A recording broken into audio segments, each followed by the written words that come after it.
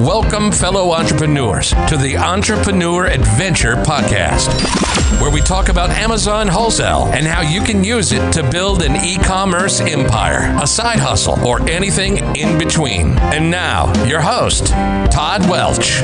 What's up, everybody? Welcome to episode number 13 of the Entrepreneur Adventure Podcast. Today, I have on the show Trent Dyrsmid, and you are going to want to pay attention to this one because we really dive into what makes an Amazon business tick and how Trent went from $0 to $100,000 in sales per month in less than a year, very quickly, and he was able to do it by systematizing his businesses. And we break that down as to the process that he went through and how you can do the exact same thing. So if you're looking to build an Amazon business from scratch, stay tuned to this episode. Or if you already have an Amazon business and you're looking to grow it, you're definitely going to want to stay tuned as well. Now, if you want to check out the show notes of this episode and all the links that we talk about, including getting those free standard operating procedures that you're definitely going to want to get from Trent, head on over to entrepreneuradventure.com/13, since this is episode 13. And if you're on iTunes, make sure you leave us a review over there or on whatever platform you are on. I will be sure to read those in future episodes as well, and I would really appreciate it. Help us grow the podcast, grow the community as well. So without further ado, let's go ahead and dive into this episode. All right, everybody, welcome to another episode, and today is going to be a great one. Today I have Trent Dyrsmid. He's a serial entrepreneur, husband, and a father. And in addition to hosting the Bright Ideas podcast, which is a great podcast, by the way, you're definitely going to want to check that out. He's the founder of a company called Flowster, a business process improvement application used by thousands of businesses around the globe. And in fact, his company was ranked 254th on the 2019 Inc. 5000, which is a big deal. It's really awesome. And he's ranked one of America's fastest growing companies. So Trent, I really appreciate you coming on the podcast. Why don't you tell us a little bit more about yourselves and about your Amazon background as well? Sure, Todd, thank you so much for having me on the show. So I've been an entrepreneur for a very long time. I founded my first company in 2001. In 2008, I sold it for just around $1.2 million. And that was a real life changer for me, because I grew up in pretty much a dirt poor family where nobody ever went to college. Nobody ever really amounted to much of anything in their career. And I really wanted to get out of the poorhouse. And that was really my first success, so to speak. And from there, I went on this journey that's now been, just slightly over a decade of trying to figure out, well, how can I create a really incredible lifestyle by building a business or businesses online. And so the Bright Ideas podcast has been a huge part of that journey. And that led me accidentally into the business of Amazon Wholesale, which I started off in the summer of 2016.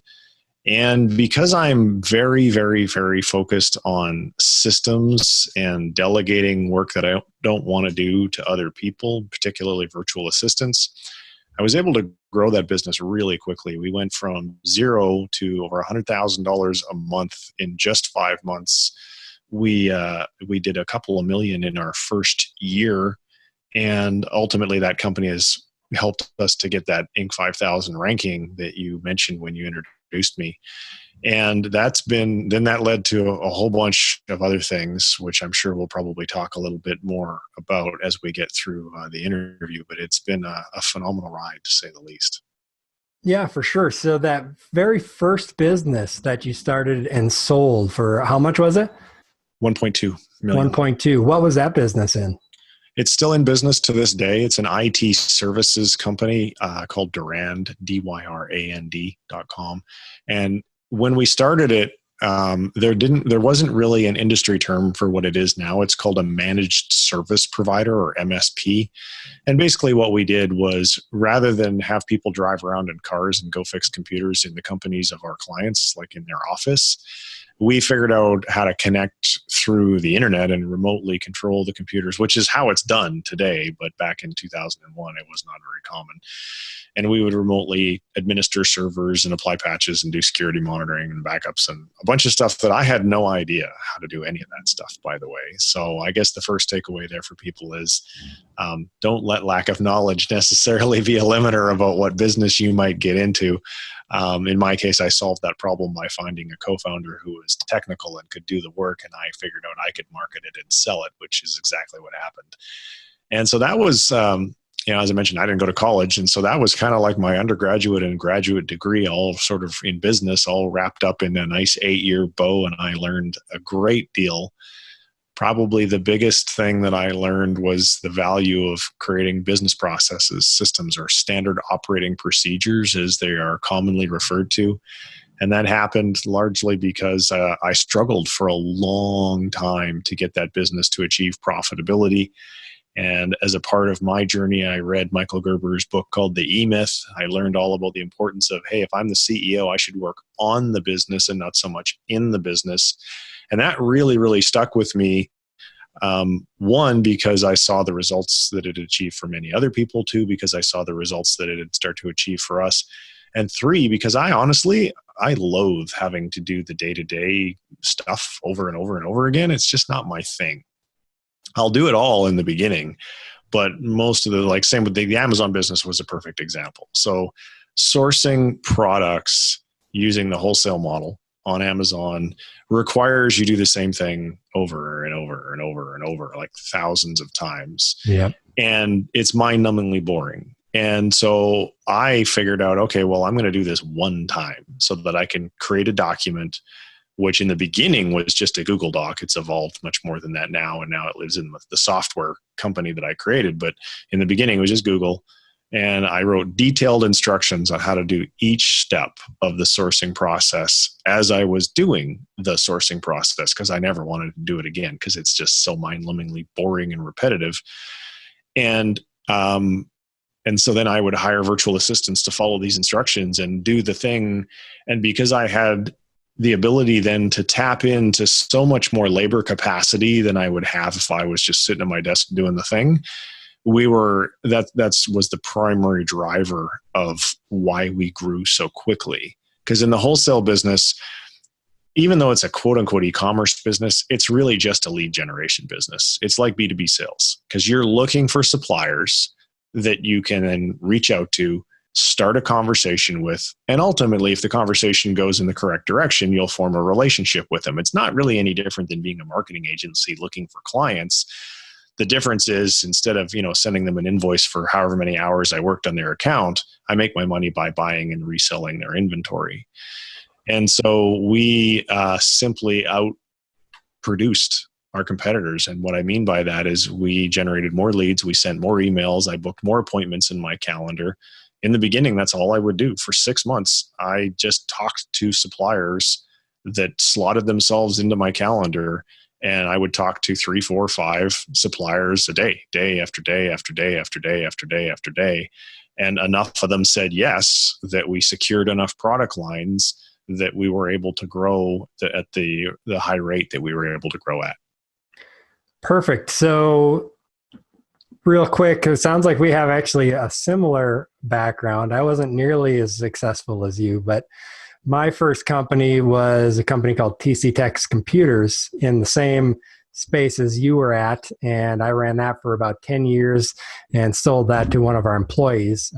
I unfortunately didn't get several $1,000,000, but just about like $30,000. But I got paid for a job basically. But interesting that we have that in common. But so on the Amazon stuff, what you say, one thing I think I want to point out there is that you talked to them. You actually picked up the phone. You just didn't send out 1,000 emails and hope that people would let you open their accounts. You were setting up appointments. So what was that process like? How did you get them to set up those phone calls with you? Well, it comes first of all from having an understanding of what a traditional marketing funnel is. And at the very top of the marketing funnel, you're basically just trying to generate interest. You're not trying to educate them. You're not trying to sell them.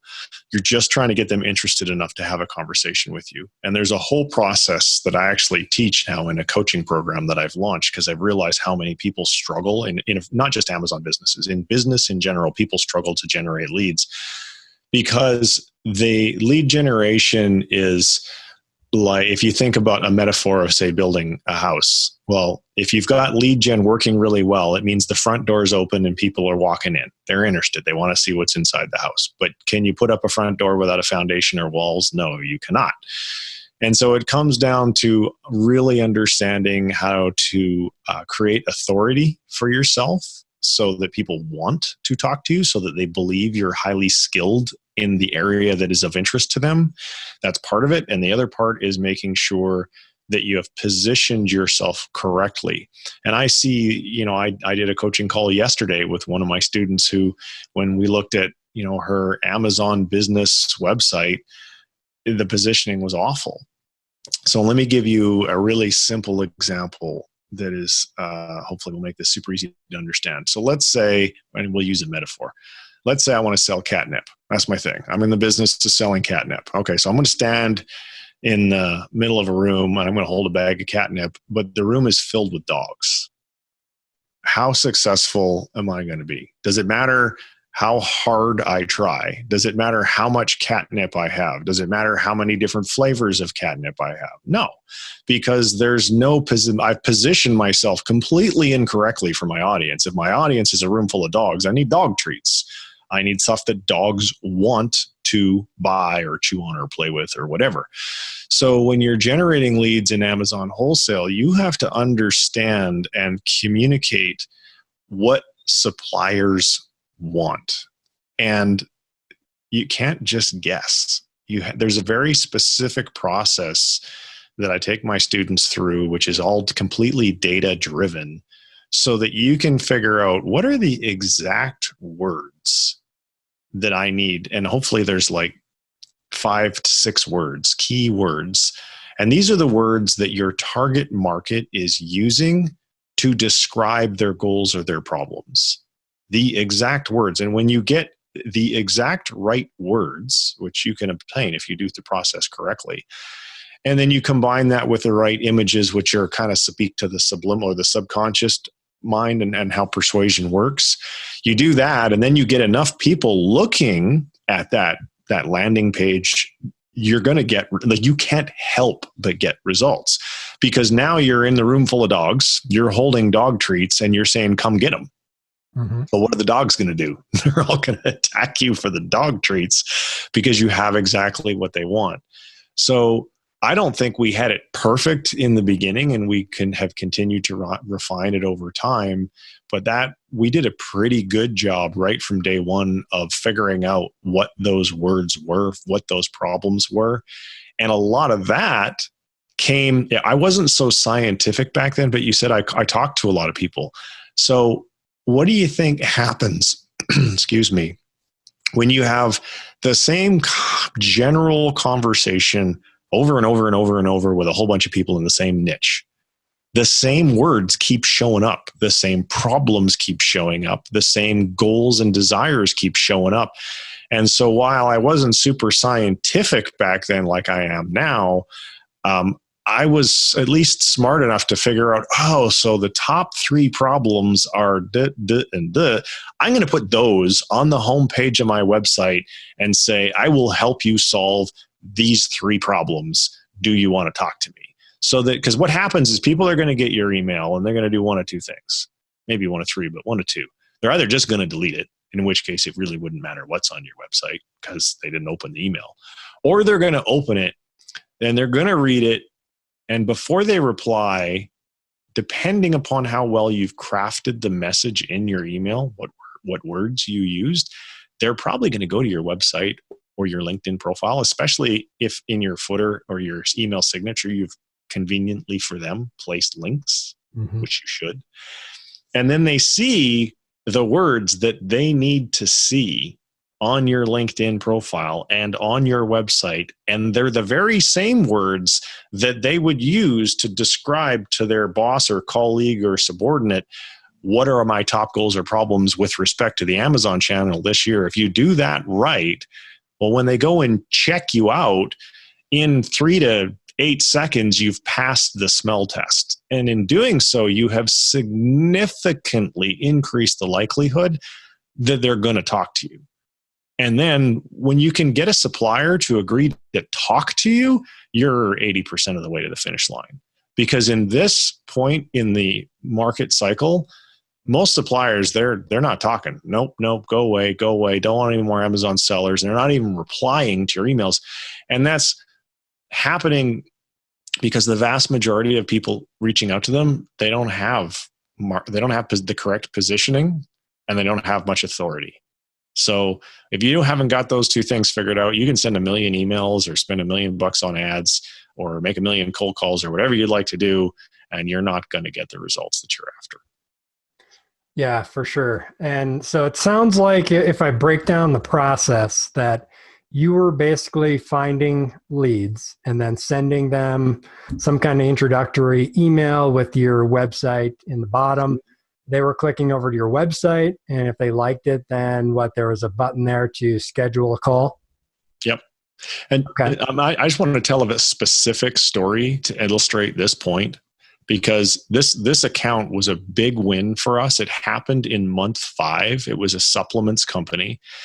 It's a $60,000 a month account. So some people say, my gosh, how did you get to $100,000 a month in just 5 months? Because in month 5, I won a $60,000 a month account. I was already at 40, which is not bad, but add 60 to 40 and now you're at 100.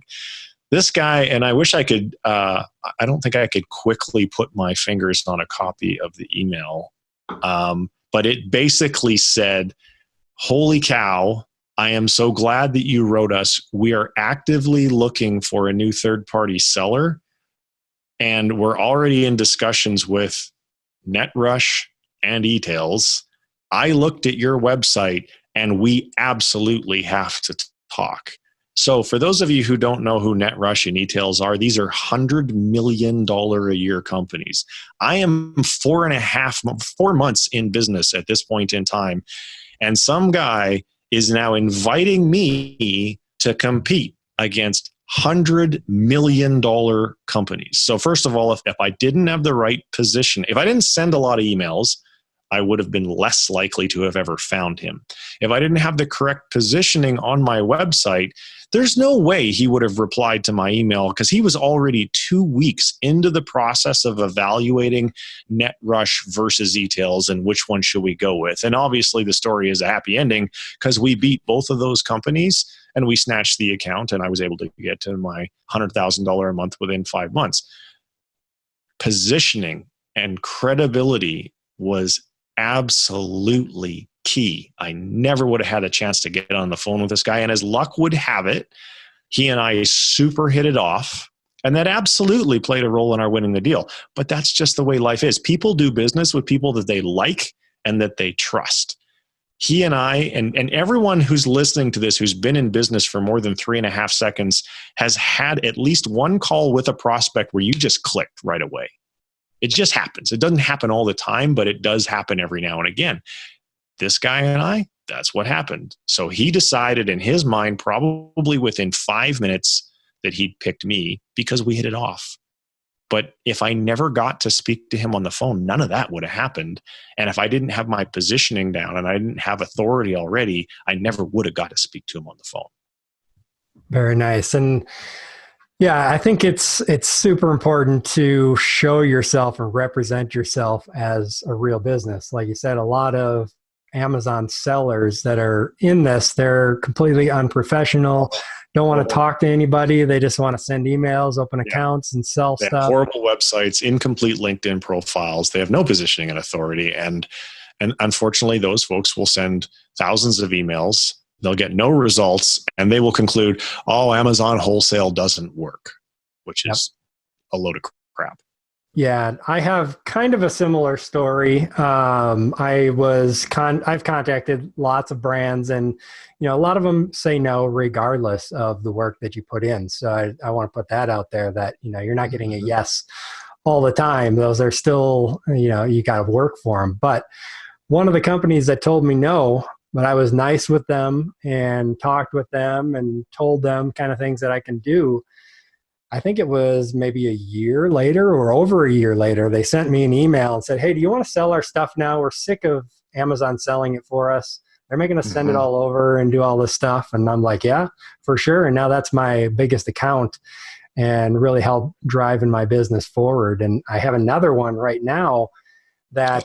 Let's hang out on that one for just a minute, because I want to make sure your audience understands that there's a pretty easy way to make sure that that happens. In your case, I'm going to guess that they tucked away your contact information someplace where they were going to be able to retrieve it, but not everybody is that organized. So here's a super easy thing to do. So if you're in the business of prospecting for wholesale accounts and you're sending a lot of emails, that's going to generate traffic to your website. Make sure you have the Facebook pixel installed, because when you have the pixel installed on your site, you can run retargeting ads, and retargeting ads are cheap. And it's basically your way of, and you could do this with AdRoll or Perfect Audience as well if you want to follow people all over the internet, not just on Facebook. And for people who don't know what retargeting is, here's a simple example. You were on Amazon, you were looking at a pair of shoes, you didn't buy those shoes, and then you're on all these other websites around the internet and you're seeing ads for those same set of shoes. That's retargeting. They follow you around. That's super cheap to do. So if you set up retargeting and you just run, change your ad up every now and again because so they don't get ad fatigue, that's your way of dripping on everyone who's ever taken the time to visit your website. That can't help but generate opportunities for you as things in your prospect's business change, because they do.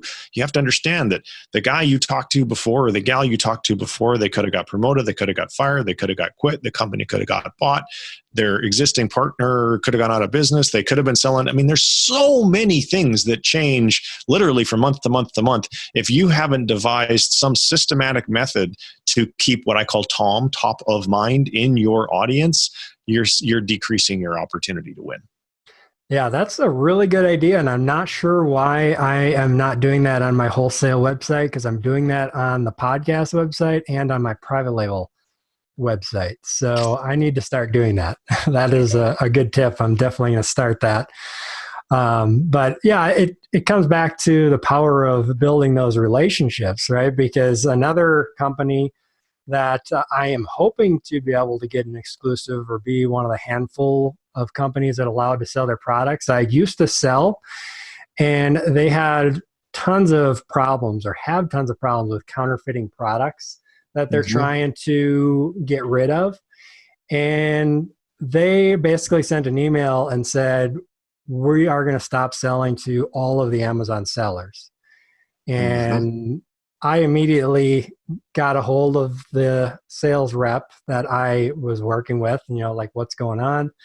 Why are you guys doing this? And well, we're having all these problems with knockoffs and people selling below MAP. And so we're trying to reel it back in, and then we'll figure out what we're going to do. And so I told her, well, let's jump on a call, a webinar, and I'm going to show you everything that I would do for you guys if I was going to try to help you with all those problems. We went through all of it, and I even sent her a nice gift basket for Christmas and stuff like that to stay top of mind with her. And I keep touching base. I don't know where it's going to go yet, but it at least is putting me right at the top. And she's told me that I'm right at the top of when they start selling again on Amazon, that I will be one of the handfuls of exclusives, if not the exclusive. So I'm building that relationship. And that's one thing that's really important too, because you said you made the sale or you gained that account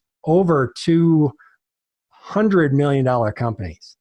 And so a lot of people might look at that and be like, well, e-tails, I'm never going to be able to compete with them. But in reality, when we're small, we're nimble, we can give that one-on-one service and build that relationship. And a lot of times you can beat those bigger companies because they are not going to have the same kind of service necessarily that we can provide.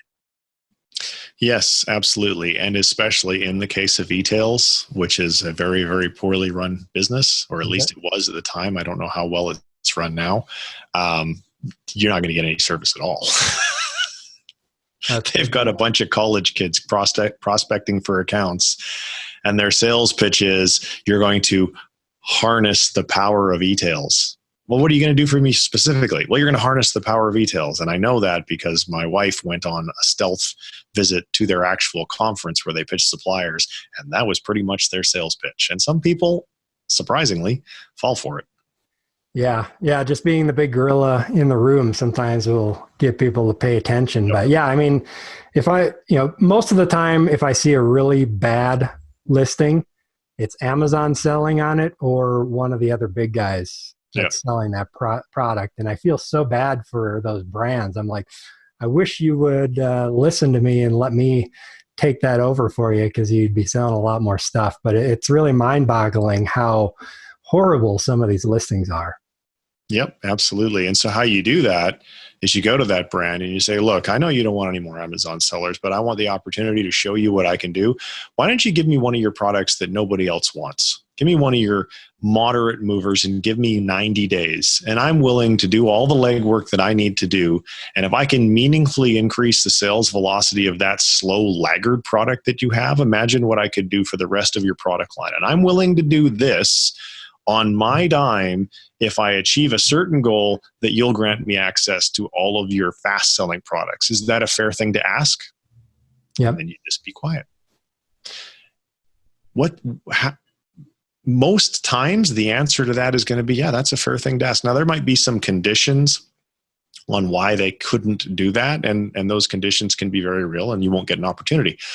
But if you're prospecting smaller brands, which we tend to do, because we like dealing with smaller companies, you don't generally run into conditions like walls put up by the legal department on why you can't do this or why you can't do that or whatever, because they're small, relatively nimble organizations themselves. Yeah. Yeah, it's super important to take all those opportunities. I've done that same thing myself where I'm like, well, let me just try this one product. Nobody's selling it. The listing is really poor. And let me show you what I can do with it. And it definitely works wonders. Is just to get your foot in the door. You have to prove yourself. I just heard it somewhere. Don't be jumping on a phone call for the first time with a brand and say, hey, can I be your exclusive seller on Amazon? They're going to look at you like, who are you? I don't even know who you are. You need to prove yourself first and get your foot in the door and start building that relationship, because that's pretty much what this entire wholesale game is all about. It is, absolutely. And earlier I talked about the importance of having authority. For people who are listening to this thinking, well, I don't have any authority, how can I get some?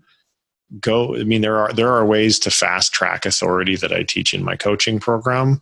One of the ways that's not necessarily the fastest, but can be highly effective, is you get that slower moving product and you say to the brand, look, if I can take this and I can even just double sales, if you're doing, 5 units a week and I can get it to sell 10 units a week, will you give me a glowing testimonial? How long does it take to do that? Well, you got to optimize the listing, which you can probably do it in a couple of days. And then you've got to maybe run some ad campaigns, which is another day to set up, or heck, not even a day, a couple of hours to set them up, and then monitor and manage them and make sure that, you're on top of it. And inside of, 2 weeks, you've taken this slow moving product and you've doubled its sales. And now you get a testimonial from some brand that says, we started working with Trent on so-and-so, and we gave him one of our products that wasn't really selling very well. In a very short period of time, he was able to increase sales by 147% or 120% or whatever, and we couldn't be happier. When you get 5, 6, 7 of those testimonials that you're now displaying on your appointment booking page, so that when people are coming to check you out, or maybe you're also going to put them on your homepage, and they're reading those, do you think, Todd, that that's going to increase or decrease the likelihood they're going to book an appointment with you? Yeah, definitely increase. People like to know that other people are doing the same thing as they might do. So it just helps push them through there. Yeah. Same reason Amazon has reviews, right? Correct. People like to know that they're getting something, and when you have social proof, history, social proof, that's the word I was looking for. Yep, absolutely, very important. Now, the big thing that you say led to your success as well was the standard operating procedures, which was a big thing I wanted to talk on this episode. So tell us a little bit about that, because you said that you only did it one time or maybe a handful of times, and then you outsourced it. So what was that process like? So to finish that story before I explain the process, I actually delegated myself out of the company after 6 months. 6 months, I no longer had a day-to-day role in the business. And now that's 2.5 years ago. And I still have no day-to-day role in running that company at all. Yet it makes money for our family every single month. So the key to that was making some key decisions. And decision number one was looking at all of the things, the processes that have to happen to make the business run, and then putting them in one of two buckets. This is a repeatable process. So, okay, check. Yeah, repeatable process. Going to happen over and over again. Good. I don't want to do it. Second question is it a repeatable process that requires years of experience and judgment? If not, therefore, it is a repeatable process that I can document and give to somebody else who doesn't have years of experience and judgment, and they can execute that process just as effectively as I do, as long as the instructions that I provide them have enough detail. Well, that's a lot of the stuff in Amazon, in the wholesale business, especially with respect to sourcing products. That's pretty much everything except for talking to the brand. So I just thought to myself, well, this is stupid for me to find all these competitors and do leaf sourcing and do product extractions and find contact information and send emails, because none of that requires any years of experience, skills, or judgment. I mean, it's just literally paint by numbers. So why on earth would I do any of that stuff? Because for me, that would be like taking a knife and sticking it in my eye. It'd just be ultimately painful. So I did it all once, literally once. And what I would do is I've got a 27-inch monitor. I take my browser and I put one browser over here and one over here. And in the left browser, I'm doing the thing. And in the right browser, I'm screenshotting and documenting the thing that I'm doing, and I'm creating my standard operating procedure so that when I've done doing the thing, I don't ever have to do it ever again. And to get somebody else to do it, I wouldn't have to make a training video for them. I wouldn't have to do an orientation with them.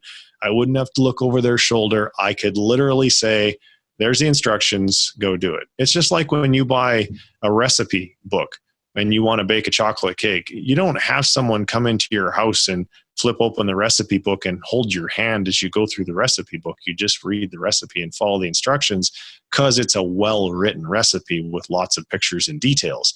That's really all a standard operating procedure is a well-written recipe to bake your business cake. And then hire virtual assistants. I mean, these people are very happy, if you're hiring in the Philippines, where most of us do, very happy to work for anywhere from $2 to $4 an hour. And I'd already been hiring or working with VAs for years at that point in time because I've used them with Bright Ideas since day one. So I've been hiring people in the Philippines now for a decade. And they're very happy to have these jobs where they can work on their own time in front of a computer without ever leaving their house. And they get paid what is a market wage in their country to do this work. And they're very happy to do it over and over and over and over again. And it worked exceedingly well. Now, all of this was to do really just one thing: fill my calendar with appointments with prospective brands. And then, yeah, years of experience and expertise and salesmanship and all these things, I was really good at taking those phone calls and turning them into a yes. I was really good at taking someone who said no and turning it into a yes, because I knew what questions to ask. I knew where to shine the flashlight. I knew where the pain was. I knew how to solve the problems. And because I've done literally thousands of sales calls, I was really good at it.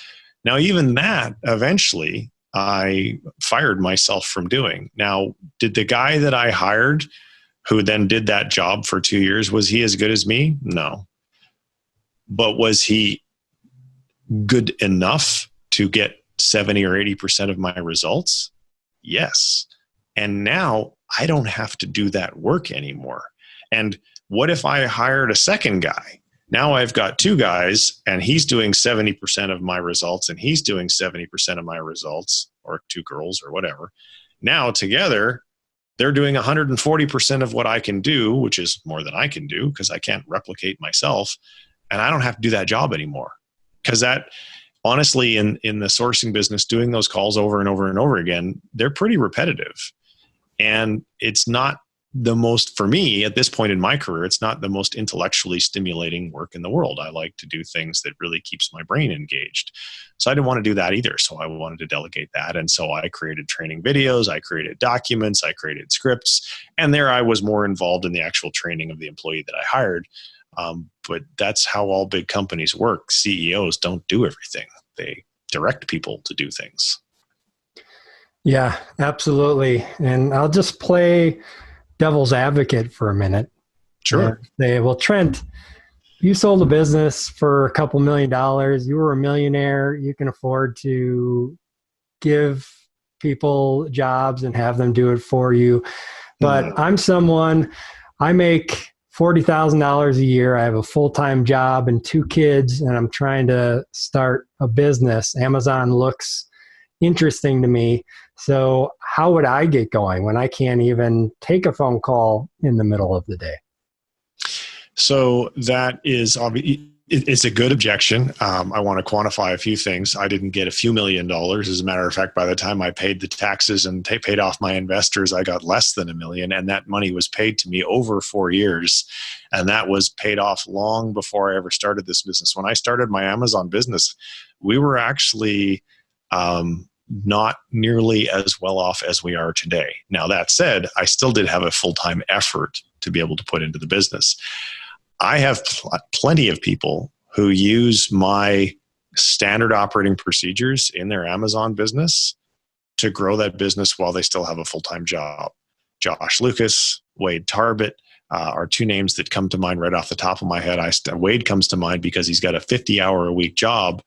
And when he was doing $4,000 a month in RA, and when he bought our collection of standard operating procedures so that that enabled him to delegate, he grew his business in a very short period of time to $15,000 a month in wholesale gross profit, all while doing a 50-hour-a-week job. So the answer to your question is, if you have the right systems in place, yes, you can delegate all sorts of stuff. But if you're doing work during the day that will prevent you from doing phone calls during business hours, yeah, that's going to make it harder to succeed. There is no way around it. Can you schedule them on your lunch break? Can you take a sick day every 2 weeks? I don't know. If you want it bad enough, you'll figure out a way to solve that problem. If you're just interested in making, I love this expression, people are really great at you can either make excuses or you can make money, but you can't be good at both. So you got to take your pick. Yep, I agree 100%. People like to look at the successful people that you see on TV that hit it big in something, or maybe took advantage of people and such, but they don't really see the people like yourself and myself who are just basically putting in the time and effort whenever you can find the time and however you can figure it out, and you just make it happen. Like I said, if you want it enough, you're going to stay up until 1, 2 in the morning, maybe not every night, but as often as necessary to make it happen, and take those phone calls on your lunch and take a sick day and work. Those are all things that you can do and make it happen. Or, because now Warren Carter comes to mind. So Warren decided that he was going to renegotiate his agreement with his employer. He took a pay cut to get down to half time. And what do you think he did with the other half of his time? He's investing it in his Amazon business, and he's getting results. It all comes down to how bad do you want it? There is no such thing as a risk-free, no compromise, easy transition from being an employee to being self-employed. That path does not exist that I'm aware of. if you want to do, there's another expression that I love. You have to, I'll see if I can remember this correctly. Entrepreneurs are willing to do things that other people aren't willing to do so that they can do things that other people can't do. So the excuse maker will say, well, I got a full-time job and I got bills to pay. And so, there's just not enough time for me to succeed. And they're right. In their mind, they are defeated, and they're right. They should not do this or anything. They should stay with their job. Then there are other people who ultimately become successful who are willing to make the compromises necessary. They are committed to achieving their goals, and they're willing to endure whatever level of pain and suffering is required to get there. Whether that means, getting into a less expensive car so you don't have a car payment so that you could take a part-time job instead of a full-time job, or Airbnb-ing out a room in your house, or whatever it is you're going to do to free up the time that you need to be on the phone when you need to be on the phone with those prospective suppliers. That's just what they're willing to do. And for folks that are listening, if you're not willing to make those sacrifices, just go turn the TV back on and check out what's on tonight. Yeah, there's always time that you can find. And, I'm doing the same thing. I have not watched football for quite a long time. I like watching football, but instead of watching football, I'm up here on the computer working. I used to play a lot of video games, and I don't even remember the last time I played a video game, even though I get the urge, I want to sometimes. But if I start playing a video game, I'm like, I really should be working on something more important. And so I do that. And yeah, when, at work, you take your lunchtime and you're calling suppliers or doing whatever you need to do. So, and I did a similar thing when I started TC Tech's Computers way back. I was working full time, and I went to my boss and told him, this is what I'm going to do, and I'd like to work here part time. And they were able to find a way to do it. They actually had a policy where retirees could work part time to pass on their knowledge to the next employee. And so they allowed me to do that. So sometimes you just have to ask and take that risk. But it's definitely possible if you're willing to put in the work. But it means you're going to miss out on those parties and those football games and video games and stuff like that, at least up front. Yep, absolutely. All in the hopes of that maybe a few years down the road, you can play all the video games you want. Once we do the SOPs, right? Correct. So tell us more about the SOPs, because that's your big thing that you are focused on now, and what you really equate to a lot of your success, right? Yeah, and I just want to let you know we have to wrap. I have to be done in about now 6 minutes because I've got another appointment after this one. So, what I've done, we can go into the SOPs and then talk about the offers and then wrap it up. Yeah, so if you send people to the page brightideas.co/EAP, I'll put an offer there that includes a number of SOPs, and I'm going to include some free ones that are specific. Actually, what I'm going to do is I'm going to include some of the ones that are paid premium SOPs that are specific to the Amazon business, specific to product sourcing, and I'm going to give a promo code that allows people to get them for free. That will allow them to go check out the Flowster software, which is where all of our SOPs live. There's a marketplace on Flowster, which is like a library of pre-made SOP templates, and there's a whole bunch of them there, not just for Amazon, but for all sorts of different businesses. And when you see those SOP templates and you listen to the videos and read the instructions on Flowster, you'll see that it is a fantastically powerful tool to put you in a position to document your processes and then be able to easily delegate whatever you would like, whatever repeatable process you would like in your own business. And I actually use it for things that even I don't delegate, because they're processes that I have to do over and over again. And sometimes I only do it once a week and I don't have like a perfect memory. So I want to make sure that I follow my own process. So that page will contain all the information that they need to be able to go and get a free trial, free demo, free, and find out for themselves is, hey, is this SOP thing, does this work for me?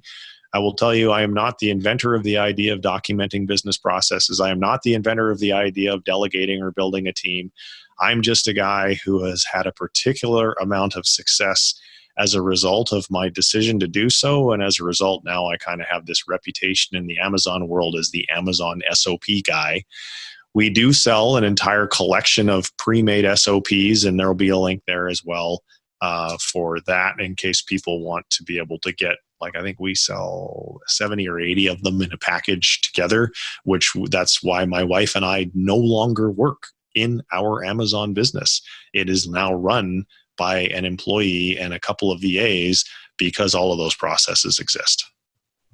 Very nice. I appreciate that. I'm definitely going to grab those myself and check them out and compare them against my own, because I've been making SOPs for a while, standard operating procedures. And yeah, it's a must. You have to document it, because you can't just rely on yourself forever and expect to grow a business. No, as you can't. As the CEO, people, like everything, business goes through phases, like going up a staircase. So in the beginning, entrepreneurs have time, but no money. And if they stay with it long enough, eventually they'll have some money, because now they're generating cash, but they're going to have less time because they're doing the work to generate the cash. And then you'll bump into this ceiling of, my income now is got capped because I literally don't have any more time. I can't do it. I'm doing everything myself. I'm doing it all. I'm doing it all really great. I've got a ton of control. Everything's just the way I want it, but bonk, bonk, bonk, I can't work anymore. Burnout time. You are now the bottleneck of your business. And there's only one way to solve that problem. Hire people. Delegate work. SOPs are the grease that makes that transition possible. It makes it actually quite easy to delegate work to other people. So now I've got some money. I've got to create more time. The only way to create more time so I can think and come up with the big ideas and the vision and whatever is to get all this minutia work off of my desk. And that's why SOPs are so incredibly important. And what the software does, so that people understand why use software versus just like a Google Doc, when you start having multiple VAs on your team and you have multiple things that you're delegating on an ongoing basis, if you don't have a way of keeping track of what was delegated to who, when is it due, and basically managing that mini project, whatever that process is, and the aggregate mini projects, the wheels will all fall off. Like, you can't just send people emails to a link to a Google Doc and say, do this thing, because how do you know that they got it done when they were supposed to get it done? And there's a whole bunch of other reasons why we transitioned off of Google Docs and email into a much more structured format for managing our processes and our workflows. Perfect. Well, I'm definitely going to check it out. And that was brightideas.co/EAP. And Yep. that's .co, not .com. Correct. We'll make sure brightideas.co/EAP and get those free SOPs. And at a minimum, check those out and then model yours off of those. Or if you want to get it all, just buy the SOP stack that you guys have. And I'm sure you're going to find a lot of information that you probably didn't even think of. So, Trent, I really appreciate you coming on the show. I think we could probably talk for another couple hours, but we're coming up on an hour here. So I definitely will want to have you back on the show at some point. I think we got a lot of other information we could dive into. Love to have the opportunity. And thanks very much, Todd, for having me on today. Yeah, appreciate it. You have a good one, Trent. You too. Take care. All right, so there you go. What did I tell you? Another great episode. It was awesome talking with Trent. You can tell just by talking with him that he is an entrepreneur at heart, and he has built big businesses, including an Amazon business that he has handed off to other people using those standard operating procedures so that he doesn't even have to be there to run it anymore, and it's still making him money. Now, obviously, that might sound like a long ways from where you are today, but you need to think of these things in the beginning as you're getting going. The sooner you can start acting like a big business, which means creating those standard operating procedures procedures. And when the money starts coming in, handing those off and growing your business, the sooner your business is going to be growing, getting to the size that you want it to be. You don't want to limit it just to yourself, unless that's all you're looking for. If you're just looking for a side income, then that's okay. But if you're looking to build a big business, make some big money, then you're going to have to utilize standard operating procedures, handing those off to VAs, and building your business in those ways. So really good information. I hope that helped you out there. Let me know, shoot me an email or a message. Let me know what you think about the podcast so far, what you thought about this episode. I'd really appreciate it. And make sure that you go over and get those free standard operating procedures from Trent. I'm going to be doing that right now. Remember, that was brightIdeas.co/EAP, not .com, .co, brightIdeas.co/EAP. You can also get those as well as all the other things that we talked about in this episode with the show notes and the transcript over at entrepreneuradventure.com/13, since this is episode 13. Again, I really appreciate you all out there for watching and tuning in, helping us grow this podcast. Please share it, spread the word, let other people know. If we can keep growing, I can keep bringing on awesome guests and helping you guys build your e-commerce empire. So with that, this is Todd Welch with the Entrepreneur Adventure signing off. Happy selling, everybody.